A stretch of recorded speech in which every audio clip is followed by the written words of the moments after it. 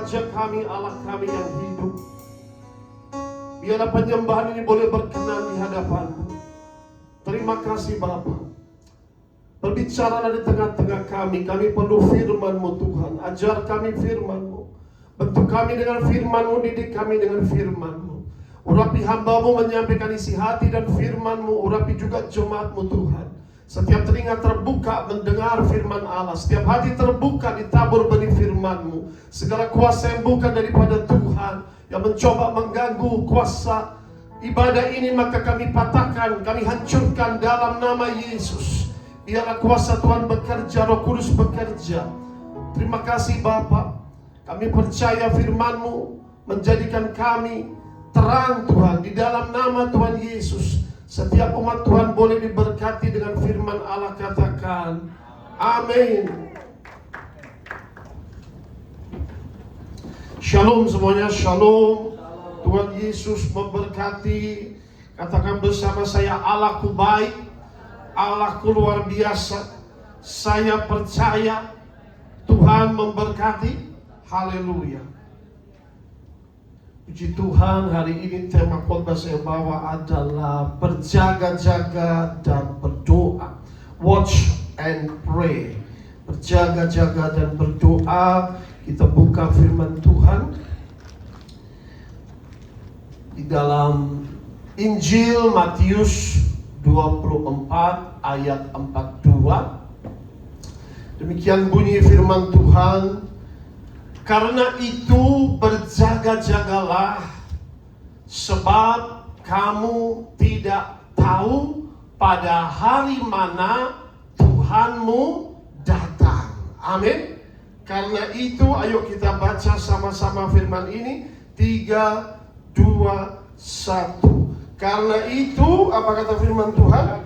Berjaga-jagalah, sebab kamu tidak tahu pada hari mana Tuhanmu datang. Ya, jadi inilah pesan firman Tuhan dalam bahasa Inggris. Watch therefore, for you do not know what hour your Lord is coming. Jam berapa Tuhan datang, artinya kapan Tuhan datang kita tidak tahu. Tapi satu hal, Injil katakan bahwa Yesus akan datang kembali. Katakan amin.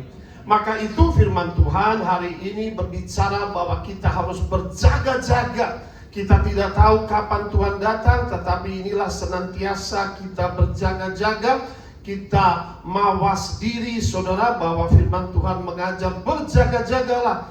Artinya apa, saudara? Supaya kita mempersiapkan diri kedatangan Tuhan, ya. Maka saudara, saya juga ingat 2-3 minggu lalu pencurahan Roh Kudus. Saya doakan ada satu jemaat juga di sesi sore, saudara, di Blue Sky, dia kepenuhan Roh Kudus. Dan ketika dia berbahasa roh, tiba-tiba dia bernubuat bahwa Yesus datang segera. Amin. Dia berkata Tuhan Yesus akan datang segera. Memang saudara, kita tidak tahu kapan Tuhan datang, tapi firman Tuhan mengajar untuk berjaga-jaga. Maka kita bisa belajar Alkitab mengenai tanda-tanda kedatangan Tuhan. Nah, itulah yang menjadi patokan di mana kedatangan Tuhan adalah imminent atau sangat urgent, ya. Di dalam Matius 24 ayat 6-7 firman Tuhan berkata demikian, kamu akan mendengar deru perang atau kabar-kabar tentang perang.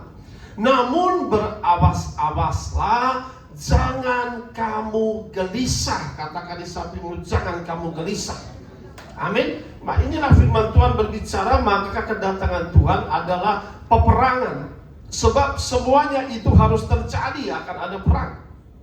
Tetapi itu belum kesudahannya. Dalam ayat 7 dikatakan, bangsa akan bangkit melawan bangsa, kerajaan melawan kerajaan, dan akan ada kelaparan, artinya krisis, dan juga gempa bumi di berbagai tempat. Ya, itulah salah satu kedatangan Tuhan, bahwa akan ada tanda-tanda kedatangan Tuhan yang tercatat dalam Injil Matius 24. Kapan kata murid-murid? Kesudahanmu Tuhan, kesudahan segala sesuatu, kapan kedatanganmu. Maka inilah dikatakan mengenai tanda-tanda akhir zaman, supaya kita boleh siap sedia kedatangan Tuhan ya. Kamu tidak tahu kapan dia datang, maka itu berjaga-jaga. Ada deru perang saudara, artinya apa? Next slide kita bisa melihat ya, bahwa ini kita bisa melihat perang yang terjadi sampai sekarang juga belum beres saudara. Dan ternyata ini masih panjang ya. Peperangan yang memicu itu di Timur Tengah, yaitu Israel, Iran, dan juga tetangga-tetangga Hezbollah dan lain sebagainya, yang melibatkan Amerika. Ya saudara, inilah perang yang katakanlah masih bisa panjang, terus bereskalasi.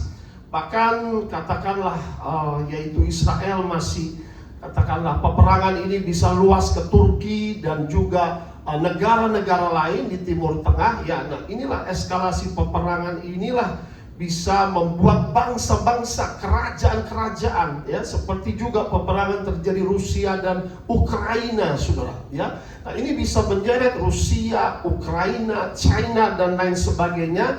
Dan akhirnya apa yang terjadi? Krisis ekonomi sekarang seperti terjadi, krisis ketika terjadi peperangan ini ya, Timur Tengah, bensin atau juga oil yang naik begitu dahsyat saudara. Peperangan ini tentu membawa dampak yang sangat luas. Yang pertama adalah krisis kelaparan, dan bisa juga selain bangsa dan bangsa, kerajaan-kerajaan, bisa juga antar etnis, suku, dan juga antar agama saudara ya. Bisa terjadi juga perang agama. Lalu dikatakan gempa bumi saudara di berbagai tempat. Venezuela saudara baru saja gempa yang dahsyat, juga di Jepang, tapi Jepang sudah, katakanlah mereka punya bangunan sudah cukup luar biasa anti gempa.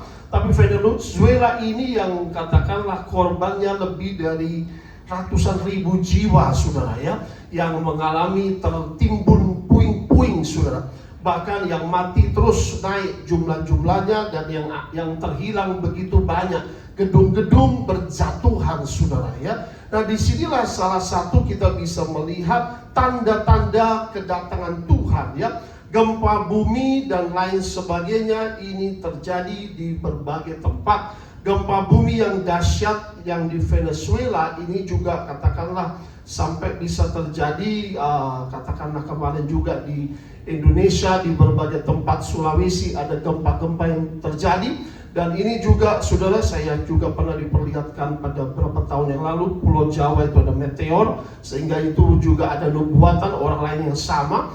Nah, itu terjadi seperti terbelah menjadi 3 saudara, Pulau Jawa.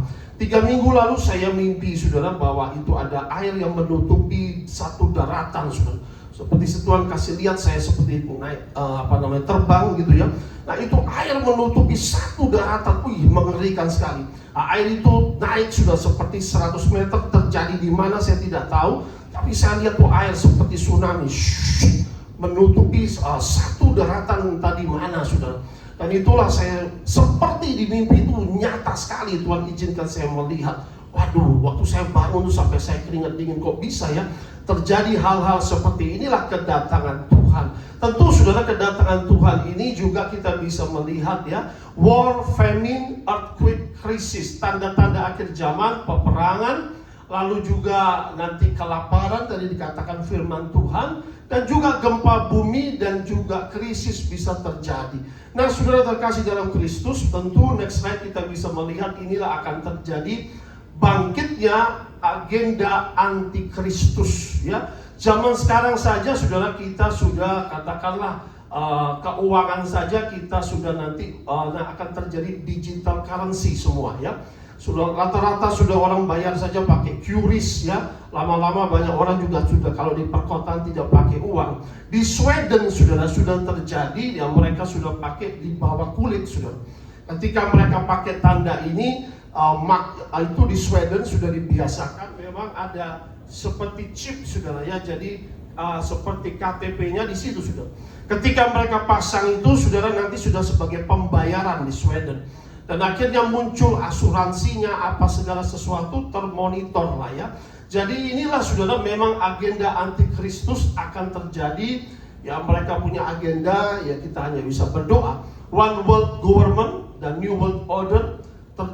tentu yang inilah one currency ya, digital currency, mata-mata uang akan berjatuhan sehingga mau tidak mau terjadi satu mata uang dunia, tatanan dunia yang baru ya, control society ya, mau tidak mau akan dikontrol saudara ya. Nah, one world religion ya, mereka akan membuat satu agama seluruh dunia yang dipersatukan. Maka itu saudara terkasih dalam Kristus, inilah kita bisa melihat tanda-tanda akhir zaman.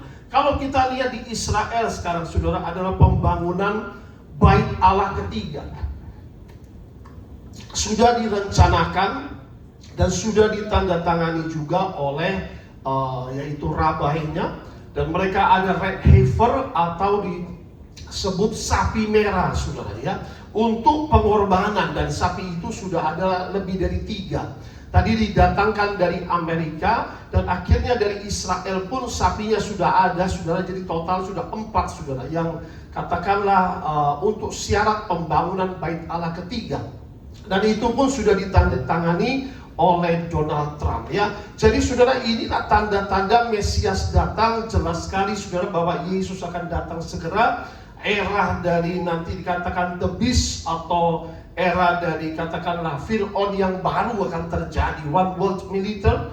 Dan inilah disebut dengan nanti seperti Tower Babel, dunia akan dipersatukan. Maka itulah terjadi sistem antikristus. Tetapi saudara, maka firman Tuhan hari ini mengingatkan, berjaga-jagalah, katakan amin. Berjaga-jagalah. Kita tidak tahu kapan Tuhan datang, tapi firman Tuhan mengingatkan, berjaga-jagalah. Tanda-tanda akhir zaman sudah ada mengenai gempa bumi dan perang yang terus akan bereskalasi saudara ya. Nah, itulah firman yang kita pelajari hari ini. Tuhan berikan saya kemarin ayat berjaga-jaga, sampaikanlah berjaga-jaga. Next slide saudara, berjaga-jaga apa? Siap sedia saja kedatangan Tuhan. Dalam Injil Matius 24 ayat 43 sampai 44, tetapi ketahuilah ini, jika tuan rumah tahu pada waktu mana pada malam hari pencuri akan datang, sudahlah pasti ia apa dikatakan? Berjaga-jaga. Kalau ada pencuri pasti kalau dia tahu malam hari datang, berjaga-jaga, dan tidak akan membiarkan rumahnya dibongkar atau dicuri ya. Sebab itu hendaklah kamu juga siap sedia, karena anak manusia datang pada saat yang tidak kamu duga ya. Jadi Tuhan memberikan gambaran di sini, kedatangannya seperti pencuri di malam hari. Artinya apa? Di waktu tidak kita duga, di waktu manusia tidak siap sedia, tidak berjaga-jaga ya. Makanya Tuhan berkata kepada muridnya, bisakah kau berdoa dengan aku 1 jam saja? Nah, juga itulah artinya berdoa dan juga berjaga-jaga ya.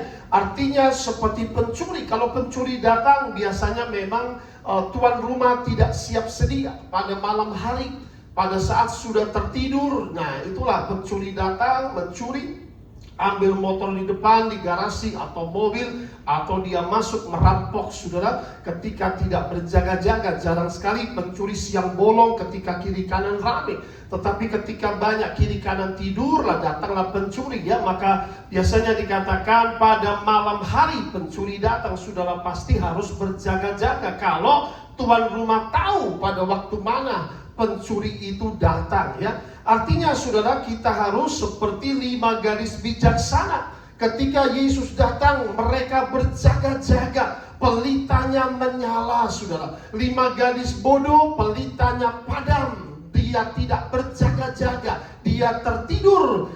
Mereka 5 gadis bodoh itu berada dalam kegelapan. Nah, ketika Yesus datang, banyak orang masih berada dalam kegelapan dosa, sehingga Tuhan memanggil umatnya, tetaplah hidup dalam terang Tuhan. Katakan amin.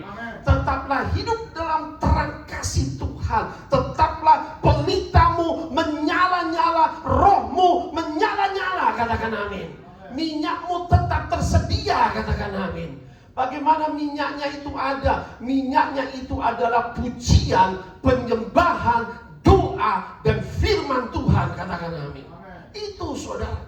Supaya minyaknya ada, pelitanya menyala, itu doa, pujian, penyembahan. Rajinlah beribadah. Katakan amin. Jangan undur beribadah. Katakan amin.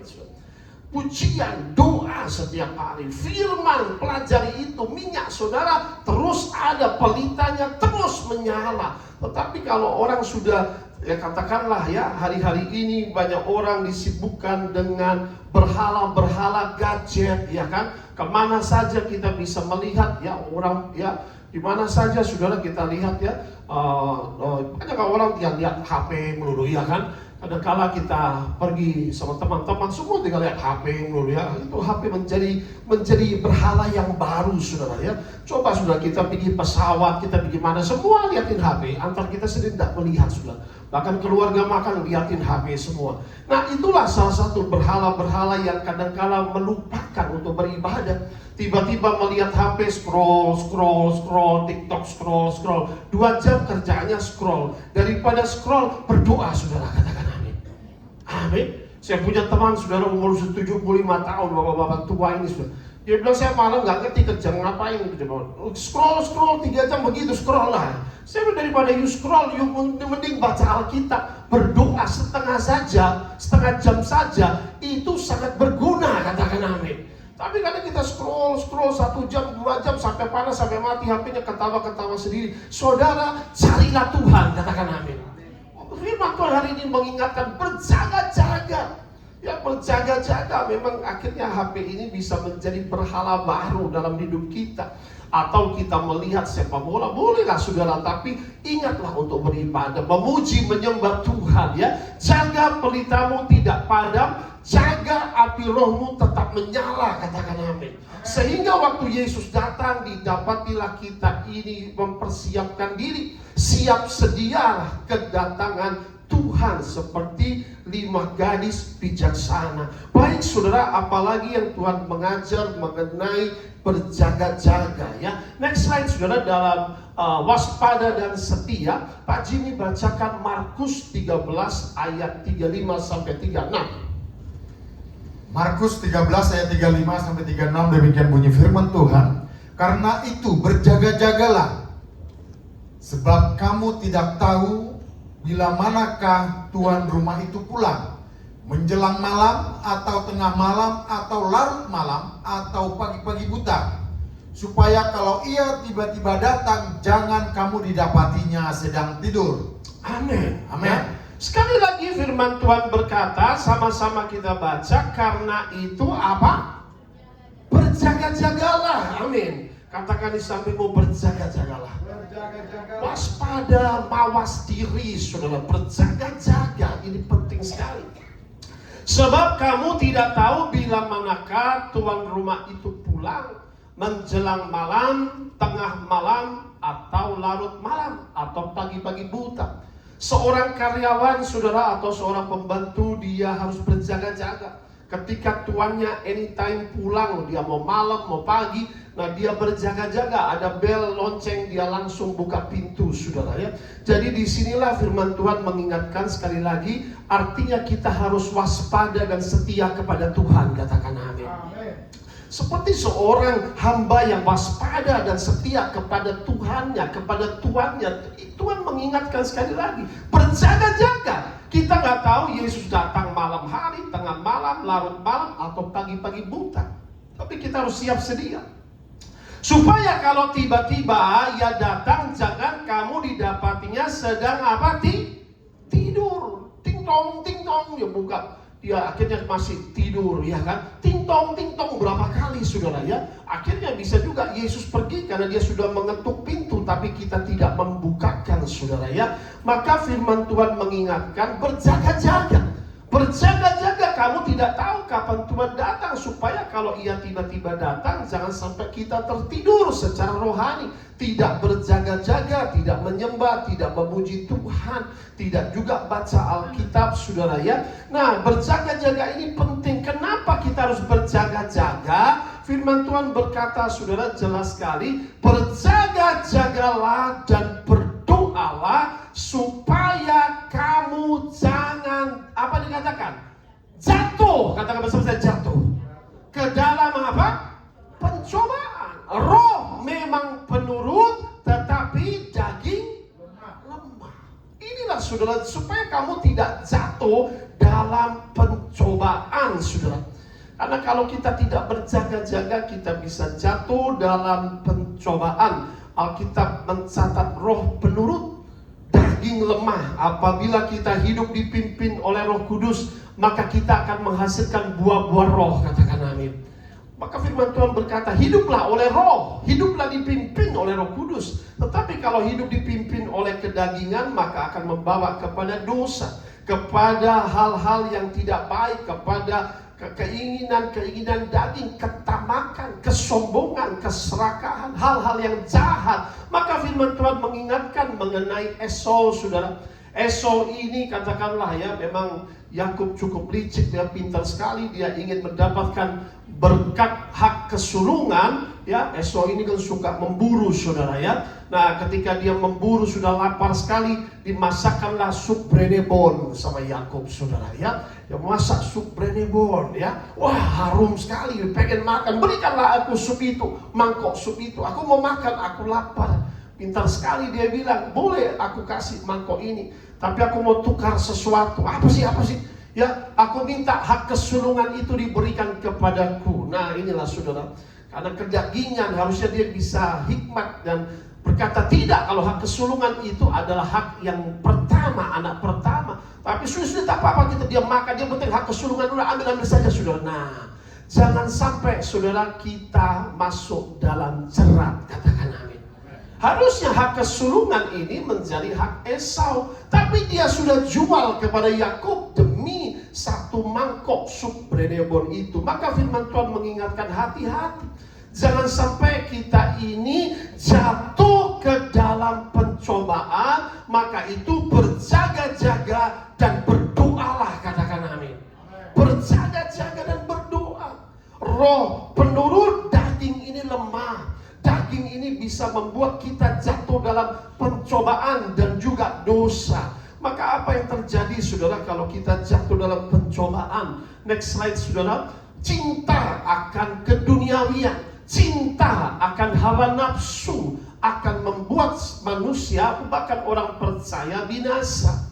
Di dalam 1 Yohanes pasal 2 ayat 16 sampai dengan 17, segala sesuatu yang duniawi dikatakan. Coba kita sama-sama baca. Sebab apa dikatakan firman Tuhan? Semua yang ada di dalam apa? Dunia. Semua yang ada dalam dunia. Apa yang ada dalam dunia? Keinginan daging, keinginan mata, serta apa dikatakan? Keangkuhan hidup bukanlah berasal dari melainkan dari dunia.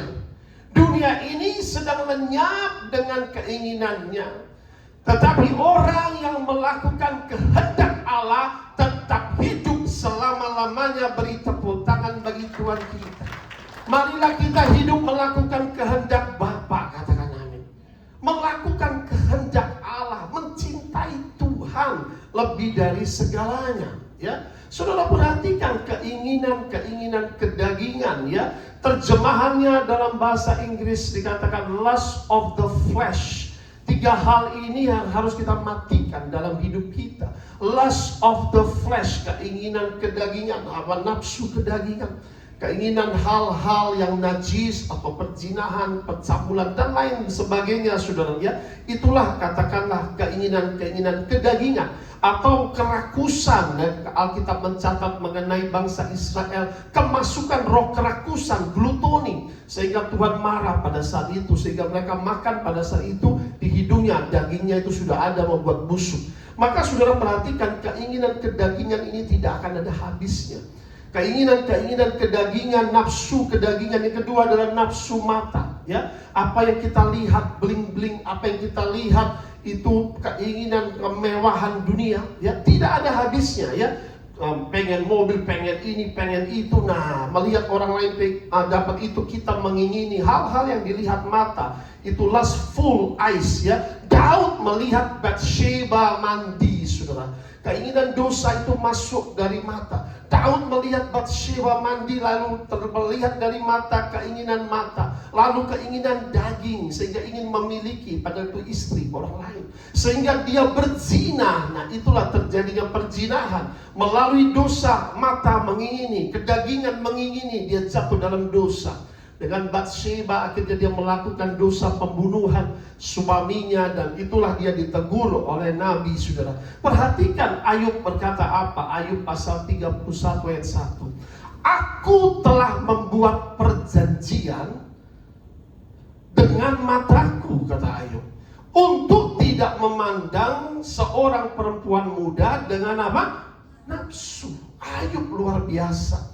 Dia melakukan perjanjian dengan matanya, tidak memandang orang lain dengan apa? Nafsu. Seorang wanita muda. Kata Tuhan Yesus jelas sekali, ketika kita melihat, mengingini dalam hati, sudah berzina dalam hati. Ya, betapa saudara mata itu adalah pelita, kata Tuhan. Jika matamu gelap, betapa gelapnya hidupmu, katakan amin.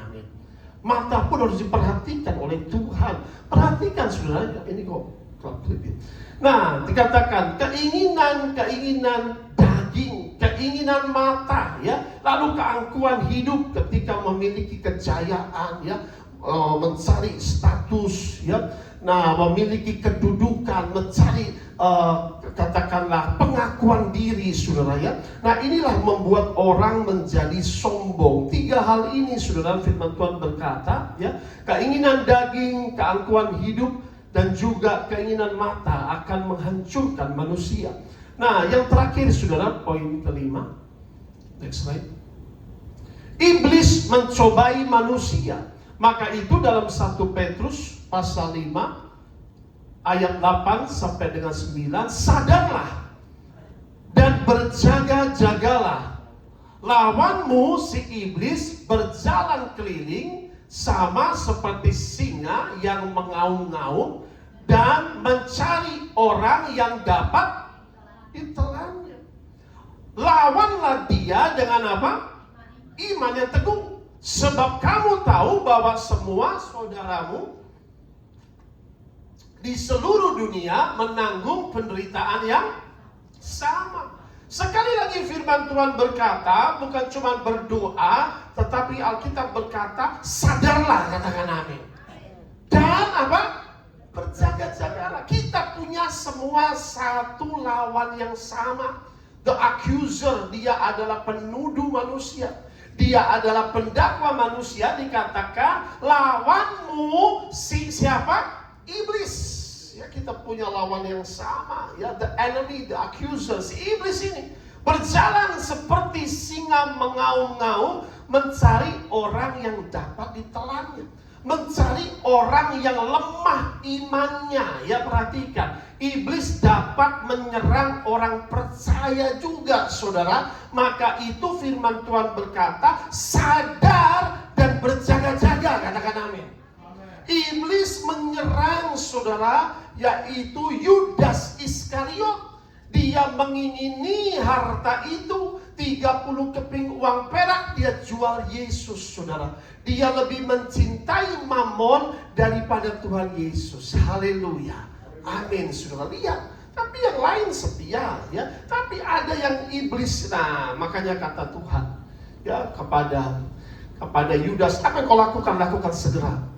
Ada yang satu mengkhianati aku. Siapa dia? Mereka tanya. Bukan aku, Tuhan, bukan aku. Dia adalah yang kucelupkan roti itu dengan darahnya atau dengan anggur itu, saudara, ya. Diberikanlah langsung kepada Yudas tandanya itu, ya. Daging dengan darah tidak boleh dicampur. Itulah Tuhan ajarkan bahwa memang Yudas inilah pengkhianat. Lalu Tuhan bilang, silakan pergi. Apa yang kau lakukan? Segera lakukan. Masuklah, Alkitab mencatat, masuklah iblis dan kepada Yudas itu, saudara, ya. Sehingga ia, katakanlah, walaupun dia nyesal, setelah itu juga sudah terlambat, sudah mendapat upahnya, akhirnya matinya mengenaskan. Dia sampai bunuh diri dan isi perut keluar, ya, saudara. Sayang sekali, iblis bisa mencobai anak-anak manusia, mencobai Ayub, tapi Ayub menang atas setan. Katakan amin. Ayub setia dengan Tuhan, saudara. Maka itu berjaga-jaga dan berdoa. Sadar dan berjaga-jaga, lawanmu iblis berjalan keliling, saudara. Dia cari waktu yang tepat. Oh, sedang berdoa, dia gak bisa serang. Sedang pujian penyembahan, dia gak bisa serang. Sedang ibadah, dia gak bisa serang. Nah, dia cari celah, saudara. Mengaum-ngaum, mencari orang yang dapat ditelan, saudara, ya. Nah, dia cari untuk menyerang orang percaya. Kita semua punya musuh. Untuk dilawan, ditengking, dan diusir itu setan. Katakan amin. Amin. Coba panginin sambil dibereskan ya. Nah, kita, saudara, setan itu bukan untuk ya dibilang setan jangan diganggu-ganggu. Iblis itu lawanmu, katakan amin. Yes. Amin, saudara. Amin. Iblis itu lawanmu, makanya dikatakan lawanlah dia dengan iman yang teguh, katakan amin. Amin. Oh, setan tidak usah diganggu-ganggu. Tuhan Yesus berkata, usirlah setan-setan, sembuhkanlah yang sakit, katakan amin. Orang penyakit ayam juga karena setan. Yesus mengusir dia, dikatakan firman Tuhan berkata dia melakukan perbuatan baik, menyembuhkan semua orang yang sakit, yang dikuasai oleh iblis. Jadi betapa banyak penyakit itu memang pekerjaan si jahat. Nah, saudara perhatikan ya, iblis mencari orang yang lemah iman. Maka hari ini saya mau kasih tahu, kuatkan imanmu, katakan amin. Bagaimana iman itu kuat? Iman timbul akan pendengaran firman Allah. Kita dengar firman, iman kita dibangkitkan kembali. Iman kita dikuatkan kembali. Kalau tanpa firman, saudara, iman kita rontok. Kita perlu firman, katakan amin. You need the word of God. Saudara, saya kasih tahu, setiap saudara, setiap hari, setiap pagi, firman Tuhan berkata, renungkan firman Tuhan ini siang dan malam, katakan amin. Siang dan malam, tiap hari pelajari firman. Inilah yang akan menjaga hidup kita. Inilah yang akan membuat kita berjaga-jaga. Kata Ayub tadi luar biasa, aku mengadakan perjanjian dengan mataku. Tidak akan aku memandang wanita muda dengan hawa nafsu. Wah, itu dahsyat, saudara Ayub. Ya, tapi Daud yang diurapi Tuhan. Daud saja bisa jatuh dalam dosa, saudara ya. Perhatikan, iblis selalu aktif mencari celah untuk menjatuhkan, bahkan juga untuk menghancurkan iman, membuat manusia jatuh ke dalam dosa. Ya, nah inilah saudara, lawanlah dia dengan iman yang teguh, sebab kamu tahu bahwa saudaramu di seluruh dunia menanggung penderitaan yang sama. Jadi saudara, nanti di akhir zaman ini kuasa kegelapan bekerja lebih luar biasa. Sungai Efrat itu sudah kering, saudara. Di situ akan dilepaskan roh-roh jahat yang akan membuat, dikatakan dilepaskan, mengganggu manusia di akhir zaman, mencobai, saudara. Ya, iblis tidak datang dengan hal-hal yang menyeramkan, tetapi Lucifer itu dikatakan malaikat yang tampan, saudara.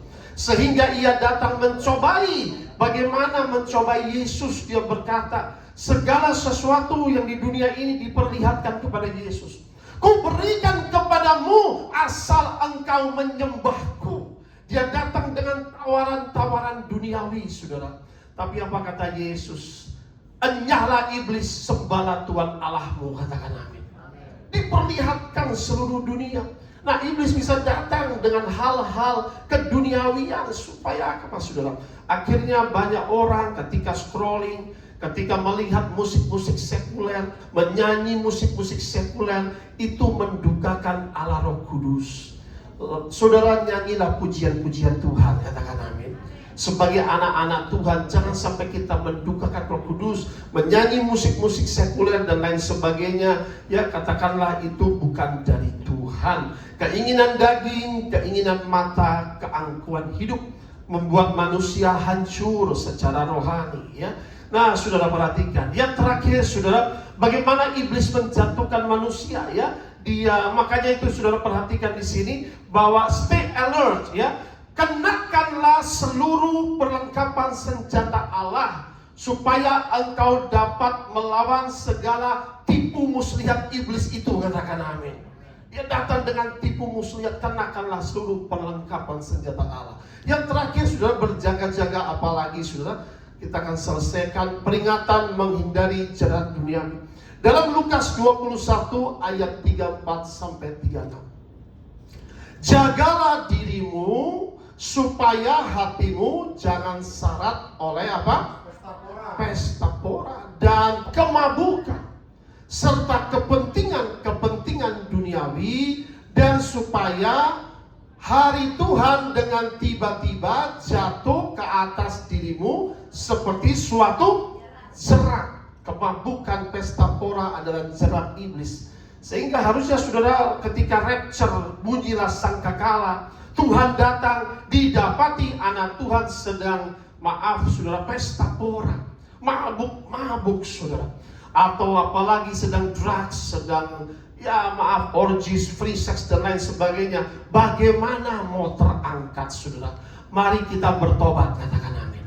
Mari kita berjaga.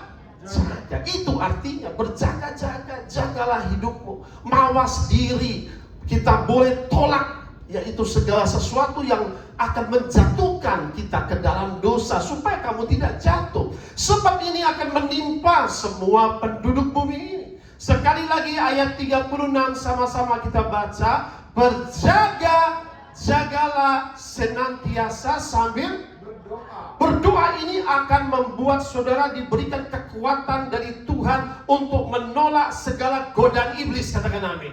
Menolak segala macam pencobaan. Ketika saudara berdoa, saudara dikuatkan oleh Roh Kudus. Apapun tawaran-tawaran iblis, saudara, Roh Kudus akan menguatkan saudara. Tidak.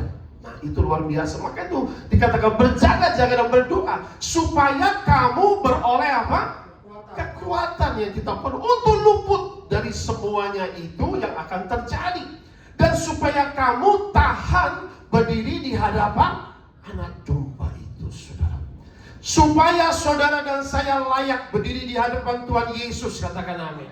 Berdoa, berjaga-jaga supaya kita diluputkan, saudara. Alkitab mencatat akhir zaman akan ada bencana, akan ada kelaparan. Tapi ketika saudara berdoa dan berjaga-jaga, saudara akan diluputkan dari bencana. Saudara akan diluputkan dari pedang, peperangan. Saudara walaupun ada krisis, saudara akan diluputkan dan dipelihara Tuhan. Tetap berdoa, tetap berjaga-jaga. Mahkota kehidupan menantikan saudara dan saya. Beri tepuk tangan bagi Tuhan kita. Haleluya.